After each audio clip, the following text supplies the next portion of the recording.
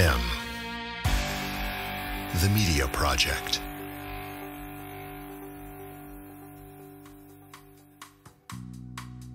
Breaking Housing Matters is a national housing initiative designed to build housing profitably. It is a first-of-its-kind initiative currently being piloted in Vermont, USA.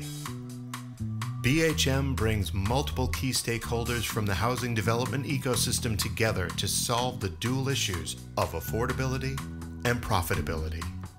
Participate in an all ships rise approach designed by a multiplicity of internationally recognized experts in development, economics, housing, and governance. Learn more and purchase the book Custom Made Housing for a New World Disorder by BHM founder Peter DeCrassel at breakinghousingmatters.org. Press and program inquiries should please contact our agent at scott@smgravesassociates.com.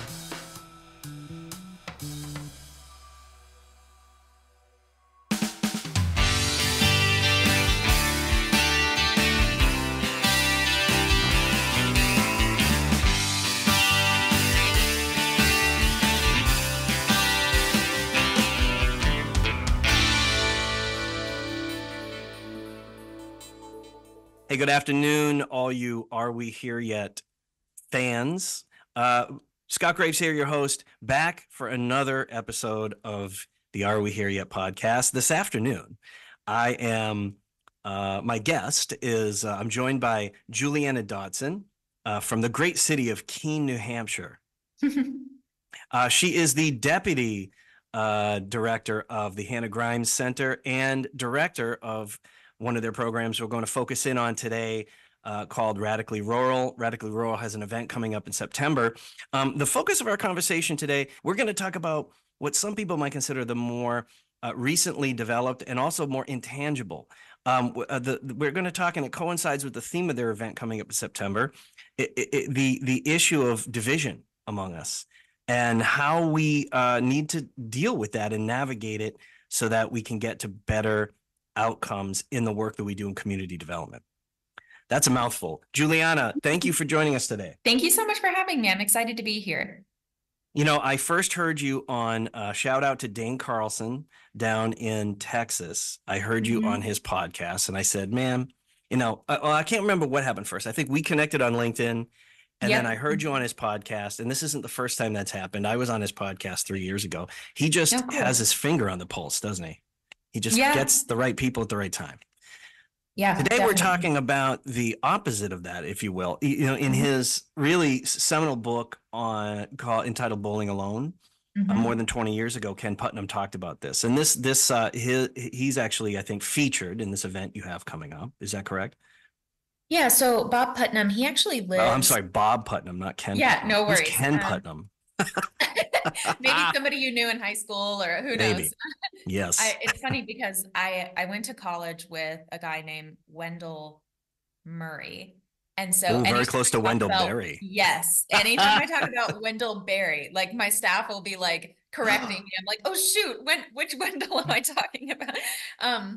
So yes, essentially, so he lives like 20 minutes from here, which is wild. But he lives in Jaffrey, and his book, of course, many of his books have really been pivotal and influential in the social science field.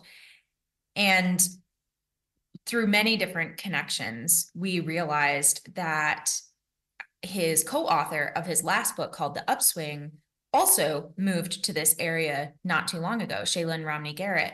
And she did that because as she was working with Bob Putnam on that book, the data and her experience and everything showed that this area that we're in, the Monadnock region, the southwest corner of New Hampshire, has incredibly high social capital, like some of the highest in the nation.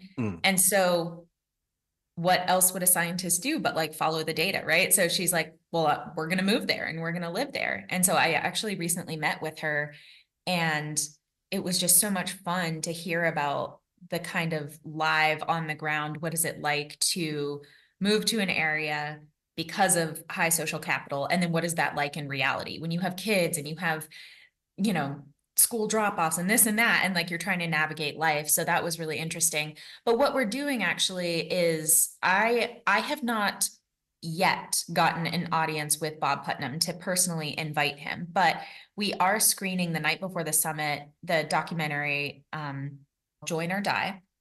And Oh, it that's right. follows, yeah, it follows Bob Putnam's work over the last 50 years of the kind of decaying of the social fabric, and also talks about a message coming out of it with his more recent work of the upswing. And so we're screening that the night before the summit. We're also making it virtually available to attendees 2 days ahead of time in case they can't make the screening the night before the summit. And we'll have kind of a very short Q&A afterward. But we're not going to keep everyone out late the night before.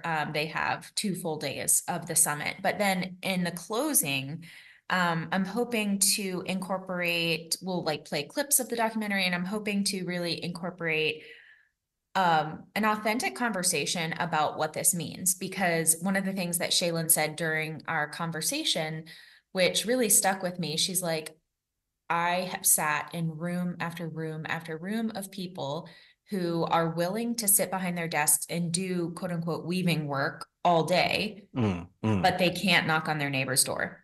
They can't speak to someone in the grocery line, you know? So I was like, we need to have that conversation. We need to talk about what it's like to actually do this work. And I have some examples that I've been like trialing in real life. And it can be hard work. It can be uncomfortable, and more with so much of our lives being lived online, it can be more and more intimidating to do the actual kind of weaving work that we need to get this done. And there's consequences to that, isn't there, in a variety of ways? Because the book, when the first book came out 20 years ago, it was a bit, the perspective, as I recall, was a bit along the lines of, this is a phenomenon that's been happening over the long course of time. Yep. It's concerning. Okay. It may have the following consequences across a wide spectrum of society, right? And generate issues. But the end results that it's suggesting hadn't had 20 more plus years of percolating, and now they have, right? We're on the other side of that, right? So describe for our listeners a bit of like what some of the consequences, this increased isolation, not just, it didn't start with the internet, right? But it has accelerated, I guess you want to call it. Well, the capacity of it has gone wider because of it. Then, of course, when the book first came out, we weren't worried about suffering a century, every other century sort of global health pandemic either. And we've also had that happen. Yeah, truly. Well, I mean, since you mentioned health is one of the big detriments, you know, because of isolation. The Surgeon General came out with a report about the loneliness epidemic and how that's affecting people's health and well-being. So that's certainly one. Another one is simply like forward momentum on issues. So if we can't have civil conversations with each other, if we have lost the ability to compromise, if we've lost the ability to see from other people's perspectives, then our ability to actually get really urgent, important work done is going to be minimized. And the list just goes on. I mean, we absolutely have to have a strong social fabric to do anything of value in this world. And that's one of the reasons that I love the region where I live, because we do have a strong social fabric. And that's why, you know, a lot of people are like, how does a summit like Radically Rural take place in a region like where you are? And we couldn't do it without the social fabric that we have and the willingness of people to work together and on the ground. And I think that's a characteristic of many rural communities. And at the same time, anything of value has to be practiced, right? Like you don't just work out once and say, well, I'm done. I don't need to exercise anymore. I've done it. You know, having hard conversations and working collaboratively is something you have to exercise all the time. It's a way of life. And you have to become conversant in it, right? Yeah, definitely. Yep. So some of the sessions that we're going to be having during the summit, September 25th and 26th, are going to address various aspects of this. We have a couple of really interesting health sessions. One of them is going to be about emotional intelligence.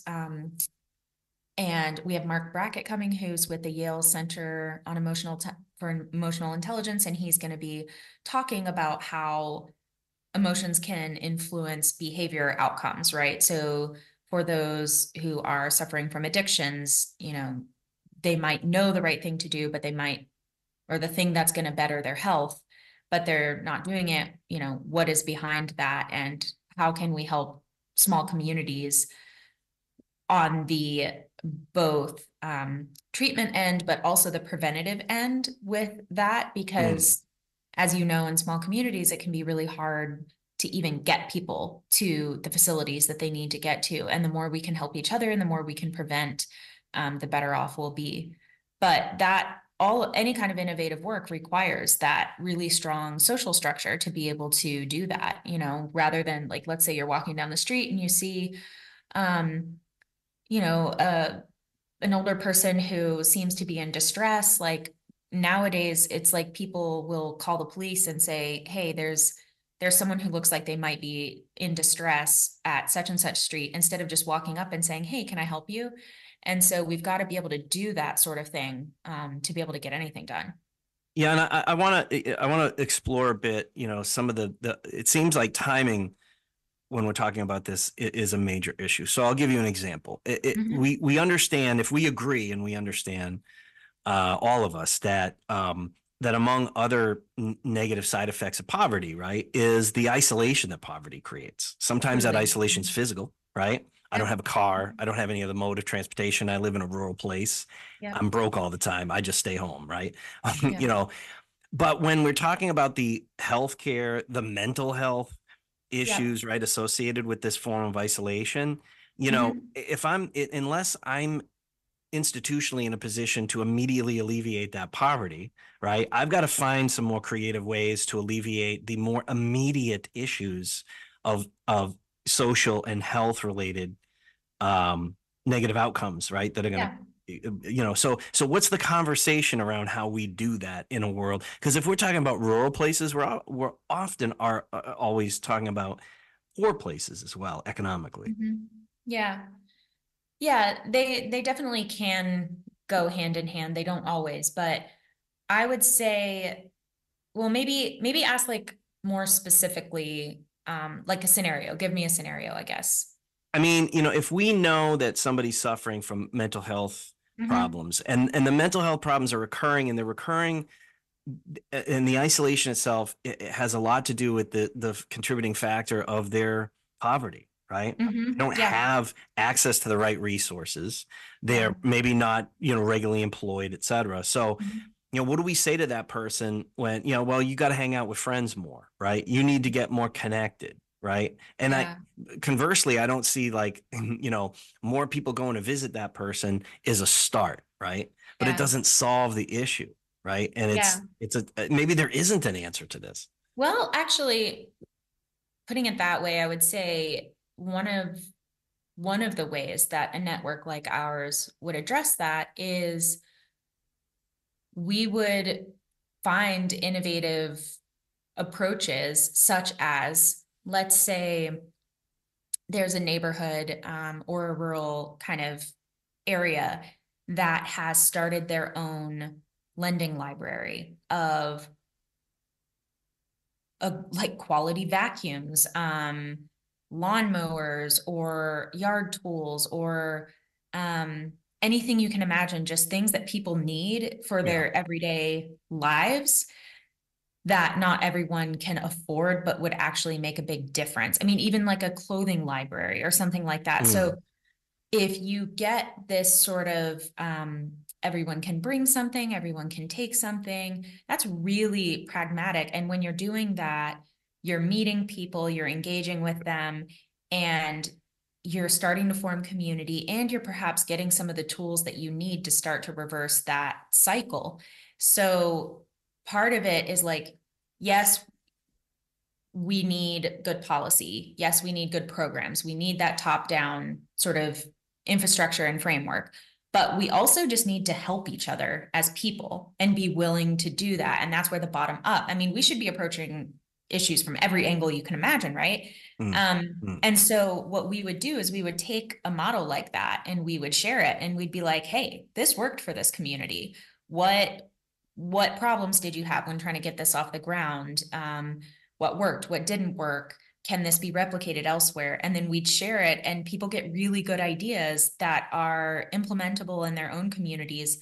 So, I mean, that would just be one example, but I think getting back, I mean, one of our values is like the commons, right? And so getting back to this idea of, instead of just mine, me, like it's not just like the physical isolation, it's the internal isolation too.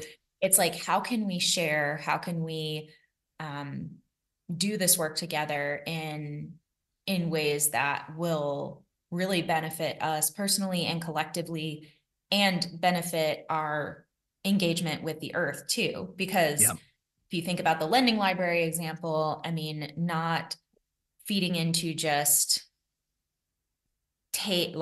buy and throw away and buy and throw away. Well, like that's good for the earth too. Yeah. You've brought up so many things that are triggering a lot of different thoughts in my mind. That last one being, you know, so much of our consumerism is driven by loneliness, fear, a lack of something, right? Because that's created so that we will consume, right? Exactly. Yeah. We did a whole show during COVID on the phenomenon of people that were kind of going wild in public because they lacked the theory was they lacked the ability to consume. And for those people, so much of their identity, their self-identity, their self-awareness was tied to their capacity for consuming consumer goods. Wow. And that when you suddenly took away the capacity to do that, to go to stores, to, you know, those folks fared perhaps the worst, right? Interesting. During the pandemic, but because that's such an isolated thing, you know, I hear what you're saying, a lot of what you're talking about, which could be considered, you know, circular economy. It's certainly what it's doing is creating points of contact between people. Exactly.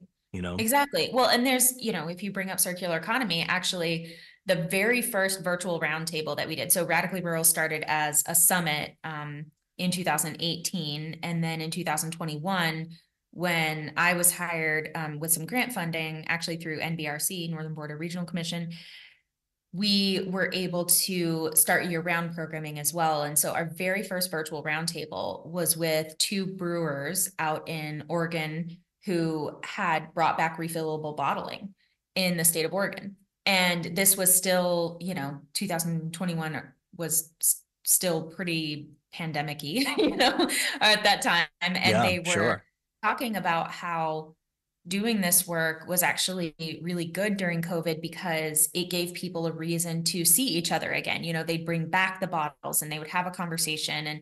And so not only was it good for the environment and not only was it good for the business, but it was also good for the social fabric too. And they actually helped work with a couple of other organizations in Oregon to choose a state bottle and kind of keep spreading this. And last year we started small town visits, just kind of getting to know some of the communities in our network and learning from them. And so the visit that I'm going to be doing next month is in Hood River, Oregon, to visit these guys. And so I'm stoked because like, I want to learn, hey, you know, this many years later, how is it going? Because I really want to bring that here. Spoiler alert. I really want to bring that to our region. You heard it here, folks. Keene. Yeah. And so, and the Tri-City area, you know, you got Bradboro, you got Bellows Falls, and you got Keene, right? And eventually the Northeast in general. I mean, New Hampshire is surrounded by bottle bill states. If we could have a regional washing station here and we could help, you know, like trial it here first and then help replicate that and spread it out further, we could have a pretty hefty return system. It's doable. I mean, I lived in Rwanda and they're doing refillable bottling there. If they can do it there, we can do it here. And it's incredibly beneficial on so many levels. But I guess the tie into what we were talking about is the way that we live has changed so very much. And Mm. I don't know that we realized along the way that some of the progress, quote unquote, was going to backfire in some ways. Right. And I'm all about progress, right? But once we realize something isn't working, we have to be willing to say, you know what? Let's take what is working. Let's leave what isn't working. Let's reevaluate. We're not too proud to pivot. We're not too proud to say, Yeah. this isn't working.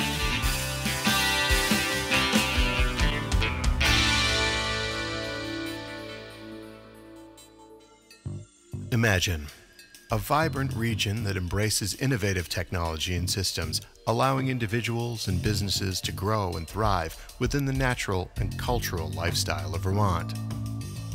Imagine the Black River Innovation Campus. Our community includes business and technology programming, co-working and technology tools, and other exciting experiences that are quickly creating an outsized impact to our little corner of northern New England here in Springfield, Vermont. PC Mag rates Springfield, Vermont number 8 for the best work-from-home cities in the U.S. Join us in Vermont. Begin your journey at bricvt.org.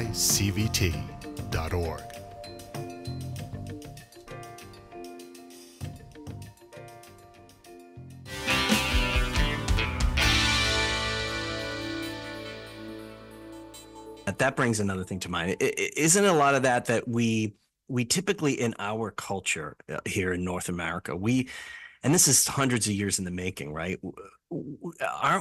Don't we see progress in the abstract? In other words, progress is considered something that which was not there prior, right? Mhm. And therefore it is progress.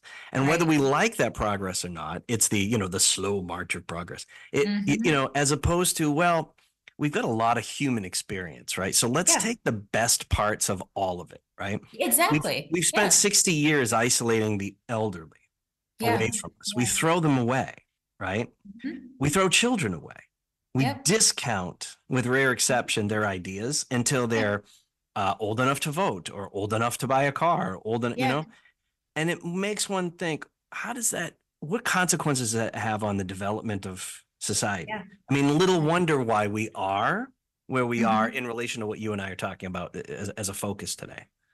Yeah, exactly. And that's what kind of I spend really the majority of my waking time thinking about actually is like, what can we take from what has worked and what we know has worked? Progress can also be examining our history and examining what has worked in the past and learning from those who came before us. And so that's a lot of what we do, right? Is Yeah. we look at both what maybe hasn't been done, what has been done, and what we want to keep. And I personally am like very excited about what work I'm hoping to kind of enter into in the next, I don't know, rest of my life, which is kind of imagining different ways to exist on this earth than we're doing right now. And I really think that there's a lot of hope for that. I think that people are smart and we hopefully have not gotten to the point where we can't learn something new and listen to each other. And I think that there are really, actually, I'm hopeful, and it hasn't been confirmed, but fingers crossed that I'm going to have an opportunity for people who want to stay an extra half day after the summit to come and talk about maybe heterodox economics or economics that are sort of off the beaten path of what we've talked about before. There's donut economics, there's well-being economies, on and on and on. And it's like How about a return to economics as political economy? Tell me more about that. Economics as we would think of it prior to modern economics at the end of the 19th century was literally called political economy. And economists consider, Adam Smith called himself his entire lifetime. He didn't call himself an economist. He called himself a political philosopher. And political, not, Republican versus Democratic. We're talking about the body politic, right? In other words, what of these monetary or other economic facets of society that we're examining, that we're trying to invent. They're literally saying, let's filter this through to see what it would do to people. Yeah, And that's the point.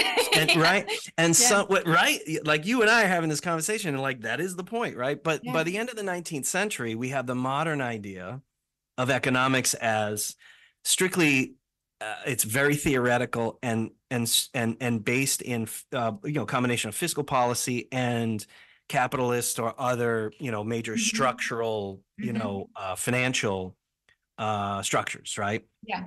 Until we get to the end of the 20th century, where we're relying on economists who are now wholly working in the abstract to help in many ways directly set fiscal policy. We keep having these little wonder moments. Little wonder that there's huge disconnect in financial policy at the federal level, as an example, when we have people who, through no fault of their own, they've made it clear, right? We're strictly here, we're theorists, right? We don't work, we work in the abstract. We're looking at this as the marketplace. Well, what the hell's the marketplace other than a bunch of people? Right. But we've abstracted that to the detriment, at least I guess now I'm talking for myself. I don't want to put words in your mouth, but. Yeah, I mean, we also, part of the issue is what we're measuring as progress. And I think that there's a lot of places that are working to measure things differently, and every system has struggles, right? Like, oh shoot, which country is it that has gross domestic happiness? Is Bhutan. Bhutan, yeah, that's what I was thinking. And I think France has also been working on using different units of measurements, because like right now, I mean, of course, GDP isn't the only way we measure how we're doing economically, but it is one of the primary ones, and it doesn't really say much about how the average person is doing. And growth for the sake of growth is not necessarily a good thing. We want growth in the right areas. And we want growth that actually directly contributes to the well-being of people and planet. And so it's really just being more intentional about that. And so that's kind of something we're working on with our programming, is to help our entrepreneurs kind of think through those sorts of things and say, let's have an author that I really love and talk with a lot. We're not trying to brag, but we're on a texting basis. But like, excuse me. Yeah. No, she's great. Her name is Nicole Savita, and she's with EcoGather, which is actually in Vermont, out of Sterling College. And so she is working on coining, or has coined a term, cosmolocalism, and it's about, I think sometimes ideas like circular economy or local economy or whatever can feel very much like, no one's welcome in and we're not going out or something like that. But it's like, yeah, it does make sense to make sure that your community is fed before you ship, food, your product elsewhere. It does make sense to make sure that we're utilizing our regional assets and all of that. So having this local mindset does make a lot of sense. But then there's also this global information and idea sharing where we don't want to be like close to the chest about that. So cosmolocalism is more about like if we use maple syrup as an example, which she uses in her book, it's like, hey, what has worked for us as a sweetener is maple syrup. This is how we do it. We tap trees. We can turn it into maple syrup. We can do this. Let's spread that idea globally. But if there's a group of people that doesn't have trees that they can tap, maybe they have something else that they can use that's local. But at least we're sharing the knowledge globally, and we're being very free about that. But then we're really leveraging our local resources. And I love thinking about it like that. So I really do believe strongly that there are ways that we can, both in an infrastructure kind of like framework of society sense, approach issues differently. And I think that also has to start with us too.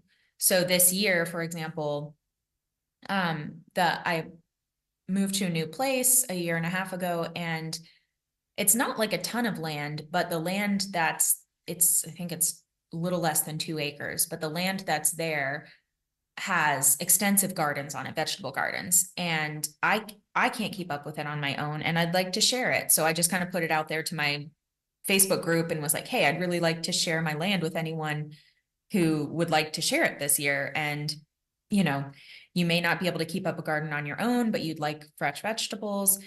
So I'm doing that this year. I love the idea. Yeah. It's been really interesting. And part of it is like, we have this, well, I want privacy. I want this, I want that. But it's been really great to get to know other people in the community and just say, hey, we've got asparagus coming up now. Come grab some, take what you want. And so being able to do it both from an institutional standpoint, but also from a personal standpoint is, I think, what's really important. We've got to get over this concept of the rugged individualism. It's like the West was won by farmers and people riding the rails and building the railroad for no money. I mean, it wasn't built by people just all being on their own. Right. For those of us working in trying to gain progress in rural development, right? Bringing a lot of this these days has really centered around, tech and tech-enabled companies and bringing that kind of an economy, professional class economy to rural places and what have you. Are we all in that sector? Are we doing a good enough job of infusing our work with the precepts of good community development as you've described them over the last 40 minutes? Because one, it does not automatically result in the other. Right. This is something that you have to address. It seems to me. It's not just about bringing higher paying jobs to a place and therefore people will be more connected, which sometimes is the impression, truly. Yeah. No, not at all. I don't really know how to answer that. I'm not sure. I would say it probably depends on the particular area, right? Like that, how the individuals that are bringing these jobs and moving to these places are engaging with the community and how the community is welcoming them, what kind of social fabric is there. So it probably depends from place to place. I guess if I think about our region, I think it's going pretty well. I do know that with a lot of folks moving in, the housing challenge continues to escalate. And folks coming from bigger cities where the cost of living is so much higher, once they sell their homes there, they have so much capital to invest in homes here that the locals can't compete with what they're able to offer. And so that certainly is a tricky part. I would say another issue that Nicole, the author I referenced before, has mentioned in her area of Northern Kingdom of Vermont, a lot of folks are buying second homes and things like that. And so the inventory is just being eaten up. So I think there's definitely some challenges, but I also know that we will scream it from the rooftops that rural communities do not exist solely to be extracted from. They are also generative. They can host tech. We have this new radically rural biotech work that we're doing, which is building a national network of partners who are working to bring biotech to rural communities, and not just bring it to, but also grow it from. So like the economic gardening kind of thing. Oh, absolutely. Chris Gibbons, National Center for Economic Gardening. There you go. Exactly. Good shout out. Season 2 podcast guest, by the way. Yeah. Throwback. So we're working on that. And I think where we're lacking, and again, I'm really only speaking for my region, is the capital access. And that is really tricky because we can recruit people and say, you have the social capital to do this, you have the space to do this, you have the innovation, you have brilliant minds coming out of our universities nearby. Like you have everything you need, but what about the capital access? And that I think is where we really have some growing to do. So yeah, I'd be interested maybe in the listeners who are listening to this, like what their experience is with tech and those tech-enabled jobs who are coming to rural spaces, like how are they doing with integrating into the community and being a part of that social fabric? Yeah. It's a big part, isn't it? I mean, and a lot of times people are just uncomfortable to ask.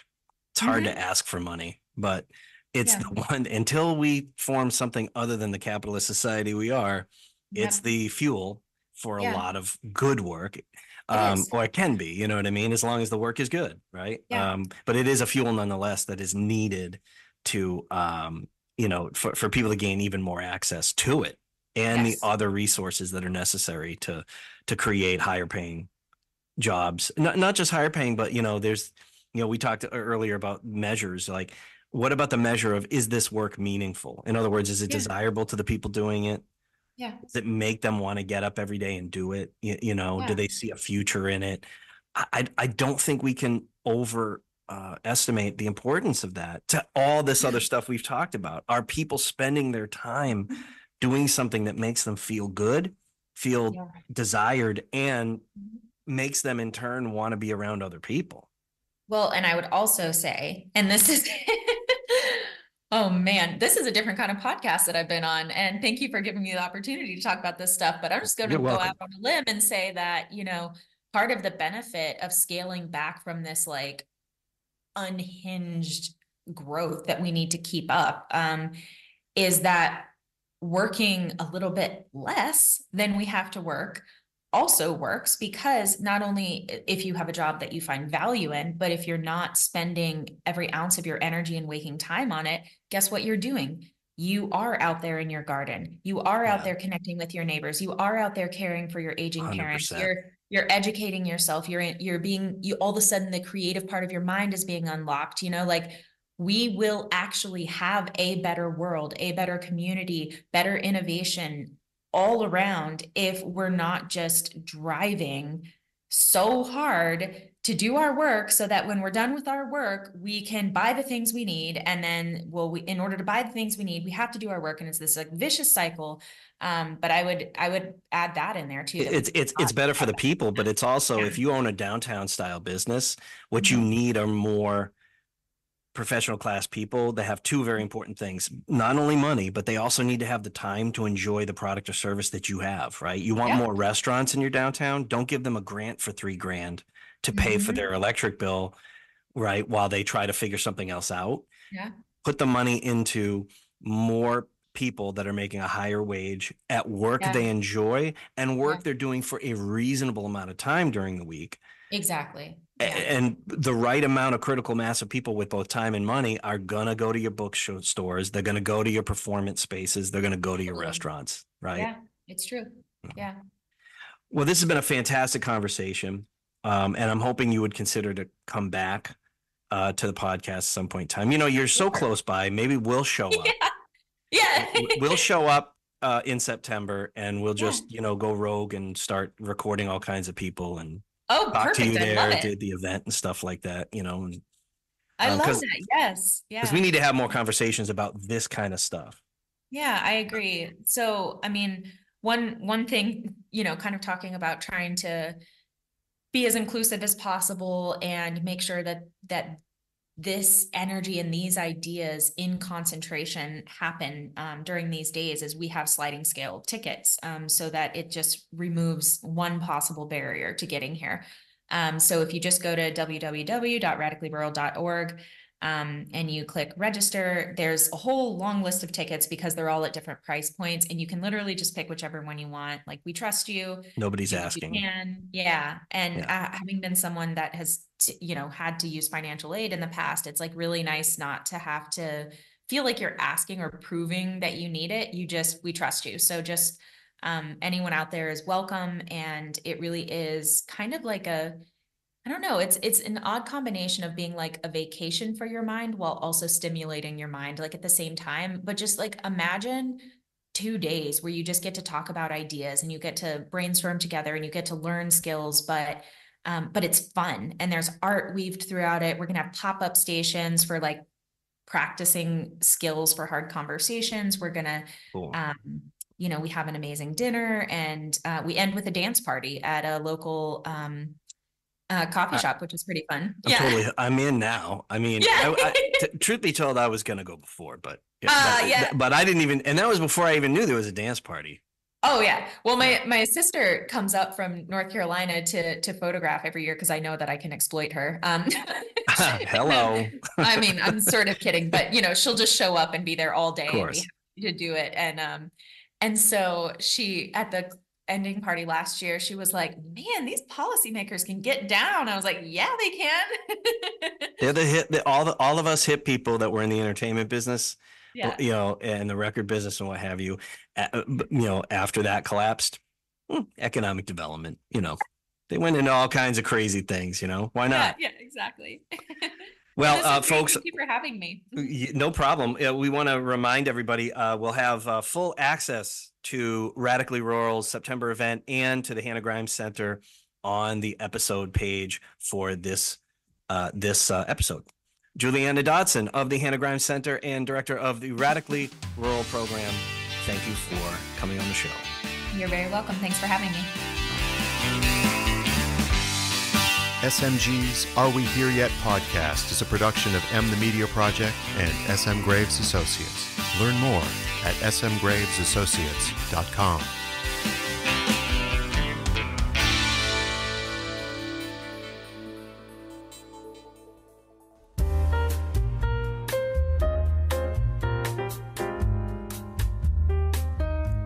We met with singer-composer-arranger Jazzmeia Horn at the Newport Jazz Festival. We talked about her CD, Dear Love, and her big band, Noble Force. For more information about Jazzmeia, check her out at artistryofjazzhorn.com. And now, enjoy the show.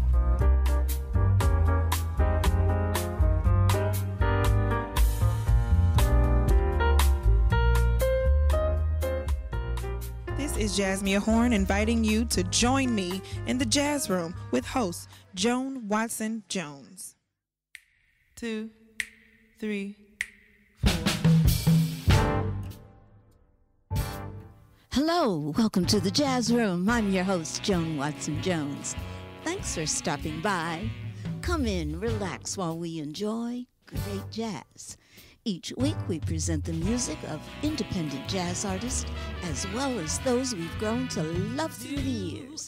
And yes, of course, the legend. He's as sweet as candy, oh golly, smiles at me, making me weak in my knees, oh golly, should I submit to his plea, 'cause We open with the music of our guest, singer, composer, arranger, Jazzmeia Horn.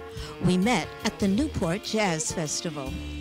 We talk about her CD, Dear Love, and her work writing and arranging the music for her big band, Noble Force. You're listening now to He Could Be Perfect.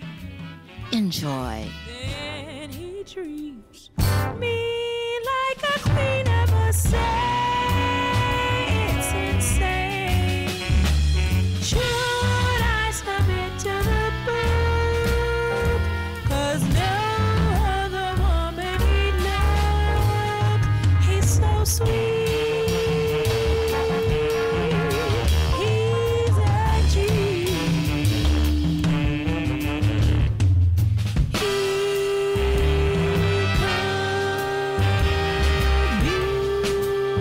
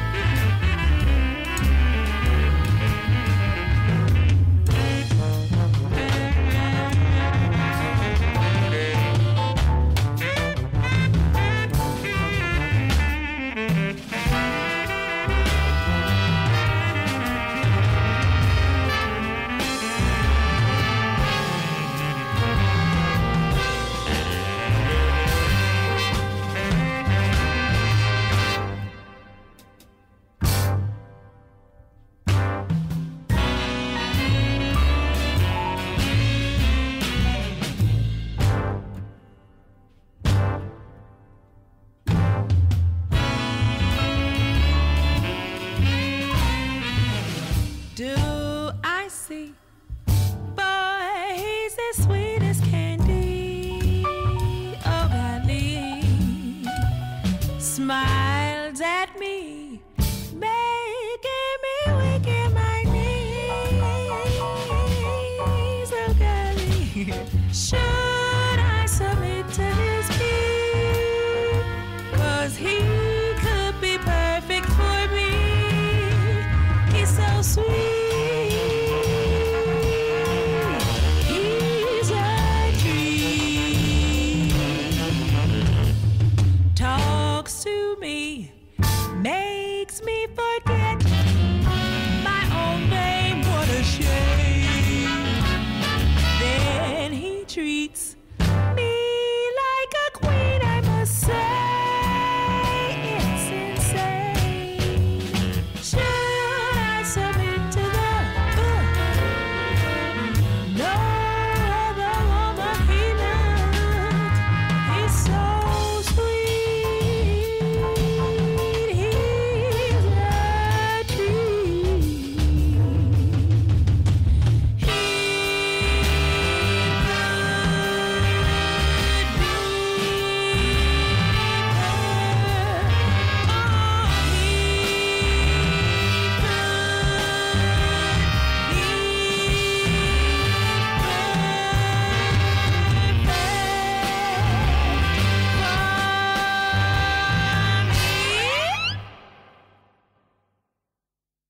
Welcome to the Jazz Room, Thank Jazzmeia you. Horn. Thank you very much. Oh, I got to watch your show and Okay. got some great photos Awesome. and what have you. And thank you so much for taking the time to spend with us in the Jazz Room. Yes, ma'am. Sitting here at Newport Jazz Festival. Yes. Yes. Thanks Now, for when did music find you?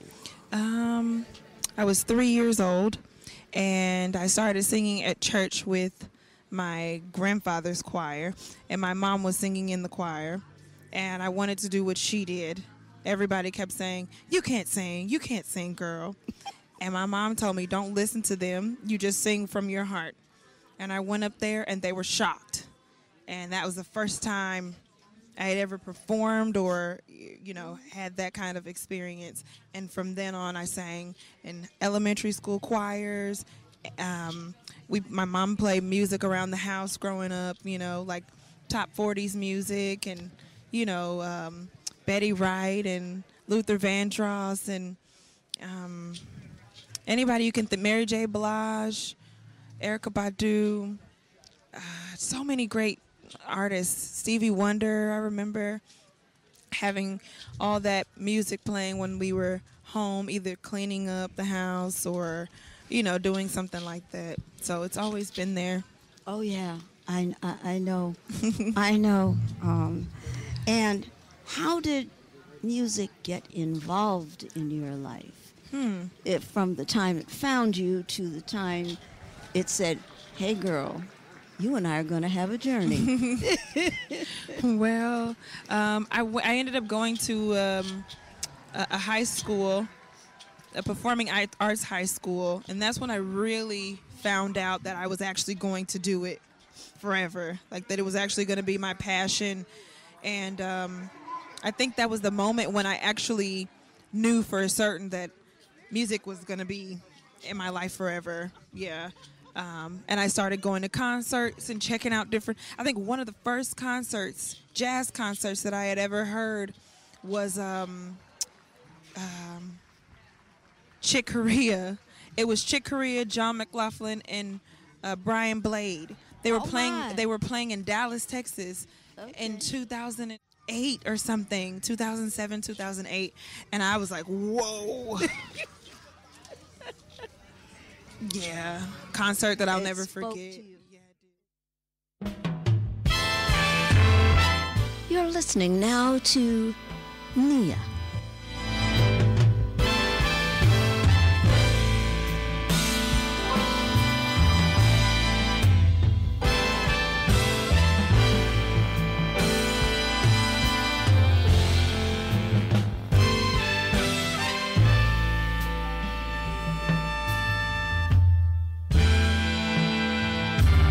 Tears stain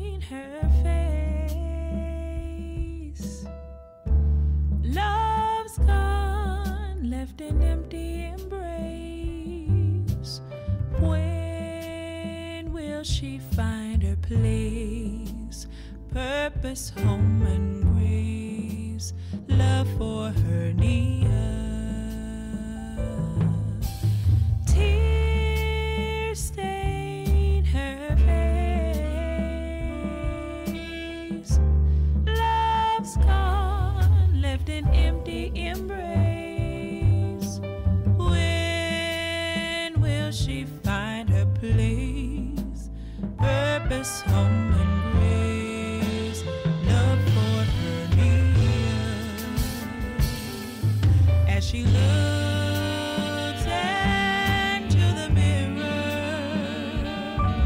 her reflection she cannot see. Her eyes are blinded by who they say she should be. Tears stain her face. Love's gone, left an empty embrace. When will she find her place?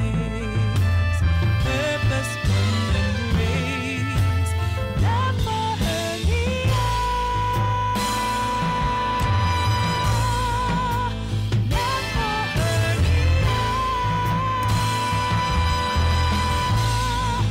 Love for Nia. Love for her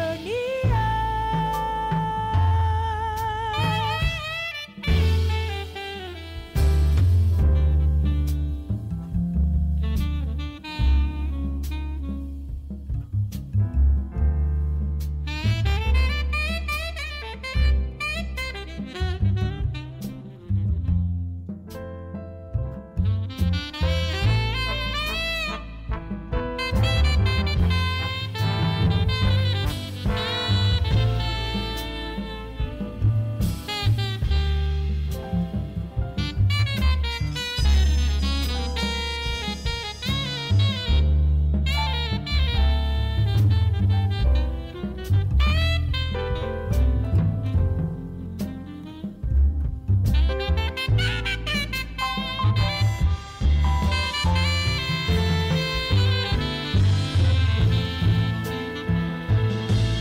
As she looks into the mirror, her reflection she cannot see. Her eyes are blinded by who they say she should be. Tears stain her face. Love's gone, left an empty embrace. When will she find her place? Purpose, home, and grace, love for her Nia.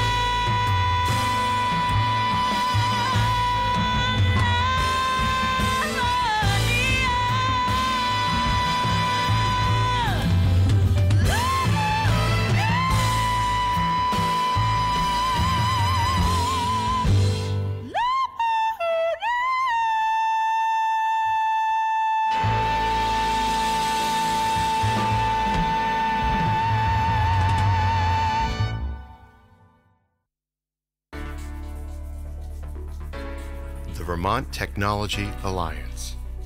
The VTTA is the only statewide organization focused on Vermont's tech business sector and entrepreneurs.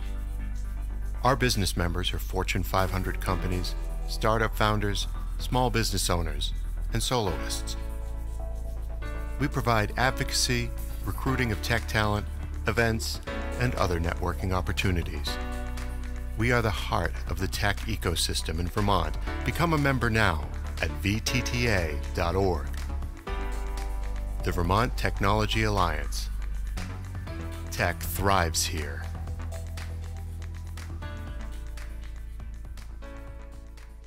You're in the Jazz Room. I'm your host, Joan Watson-Jones. We continue now with our interview with Jazzmeia Horn. Somewhere along the line, Sarah spoke to you. Oh, yeah. Now tell me, when did she start talking to you? I was 17. And I heard Shuli about one of her tunes. Because when I went to the Performing Arts High School, one of my teachers gave me a compilation CD. And her voice was the first voice on there. And I was like, who is that lady? She had this great register and range. It's funny because she was like, hello, everyone. I'm Sarah Vaughn, and it's nice to meet you. And as soon as she starts talking, this wonderful sound comes out, and you just like, whoa, you just lose your mind. She blew me away. Mm-hmm. She blew me away. And I started acting like her and singing like her and trying to be like her, and ended up winning the Sarah Vaughn competition trying to be like her. They said, we don't want to hear Sarah anymore. We want to hear you. So I had to learn how to be myself, because she was the first one that I really, everybody has that one. You interpret who you really love, and you have your first introduction of someone who you feel like can be yourself. All musicians tell me about that. Yeah, she was and that I for can me. say the same thing. Yeah? Yes. Who was your protege? Who were your Well, protege? there were a for? lot of them, but there was a woman I knew in New York who was my mentor. Her name was Joyce Bryant. Oh, yeah. And she was she coached me for 15 years or more. She said the same thing. I want to hear you. Mm-hmm. And you is an interesting person to find, isn't it? Here's Lover Come Back. The sky was blue and high above. The moon was new and so was love. This eager heart of mine is singing, lover, where can you be? Love came at last, it had its day. That day is past, you've gone away. This aching heart of mine is singing, lover, come back to me. I remember every little thing we used to do. I'm so lonely. Every road I walked alone with you. No wonder I am lonely. The sky was blue, night was cold, the moon was new, but love was old. And while I'm waiting here, this heart of mine is singing, lover, come back to me.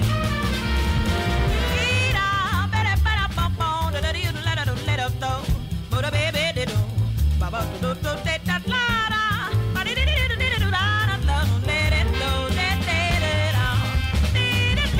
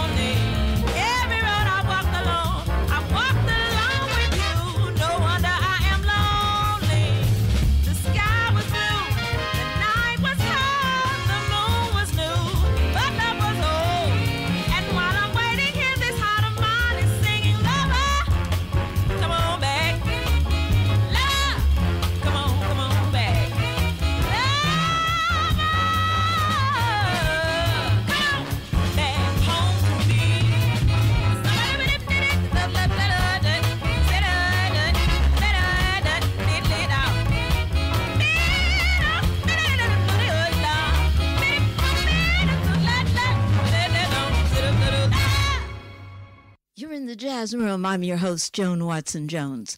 We continue now with our interview with Jazzmeia Horn. Is your current CD The Dear Love? Yes. Yes.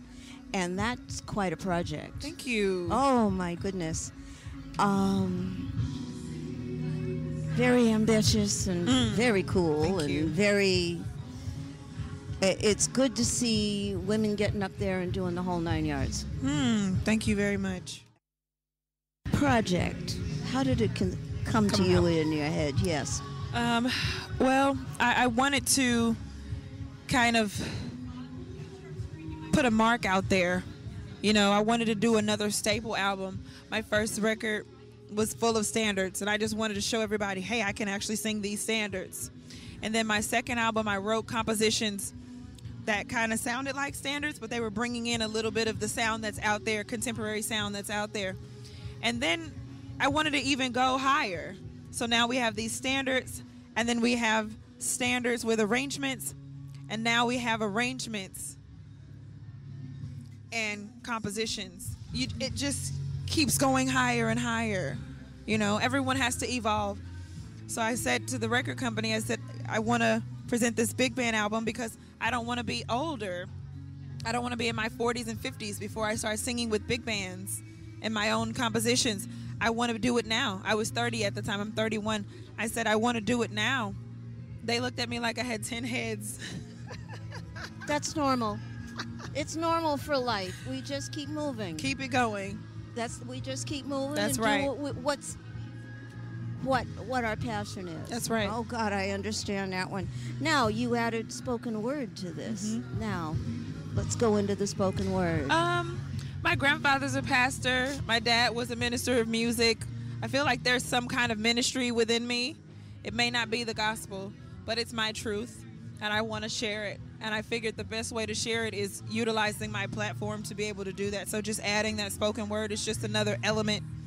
You know, like a beautiful woman, you see her and she's gorgeous in her own way, but when she puts that makeup on, it highlights the beauty a little bit. Yeah. So that's what my poetry kind of does to the music. It highlights certain beautiful parts about it, give it another element. Okay, now, just specifically, I was listening to Where is Freedom? And I go back to Langston Hughes. And Langston Hughes with his poetry with the jazz accompaniment. And that came to me in my head first. Yes. Thank you very much. Yes, that is so. So what do you see going forward for you? One of the things that I'm really enjoying doing right now is education. I'm really getting my feet wet, so to speak, teaching at a couple of different universities. I'm at SUNY University. I'm at the New School, which is where I graduated. I'm at Berklee College of Music. And I'm also starting my own program where I teach singers the ins and outs of the business with a book that I wrote called Strive From Within, the Jazzmeia Horn Approach. And I see that kind of thing also happening with even younger children. Like yourself, you said you taught in elementary school. Yes. I see myself doing that, but in a musical kind of way. So some kind of program for children. I love it. So I'm hoping that one day I can perhaps start my own program, very much like Betty Carter. Oh, yes. She started the Jazz Ahead program and cultivated musicians and helped them go upon their way. Go forward. I would love to do that. All right. Yes, so you ma'am. already answered my question. Are you looking forward to doing? You just moved right into it. Well, thank you so much. Thank you, I'm Joan. so glad that we had time to talk. Yes, thank you. And what have you. So thank you for joining me in the Jazz Room. I love it. Jazzmeia Horn. Thank you. Thank you, everyone, for listening. Peace and love to you all.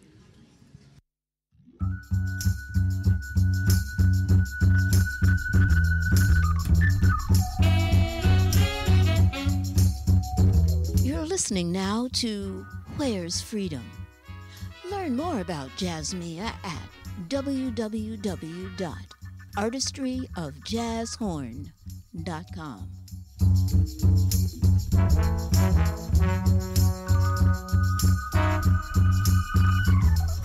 Pass the mic and let me get down tonight. Hey, you gonna need some ice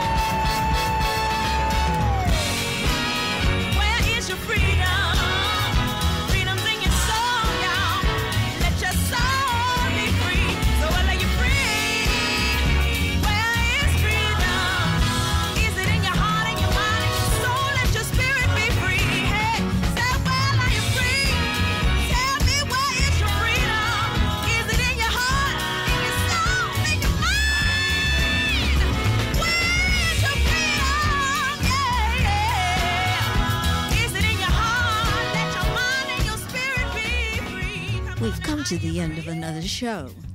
Thank you for spending time here with us in the Jazz Room. You can find news about the Jazz Room on Twitter at Ms. Jazz Kitty or on the Jazz Room page of my website, JoanWatsonJones.com. Until next time, you've been in the Jazz Room. I'm your host, Joan Watson Jones. The Jazz Room is distributed by M the Media Project and SM Graves Associates. Learn more at smgravesassociates.com. Are you free?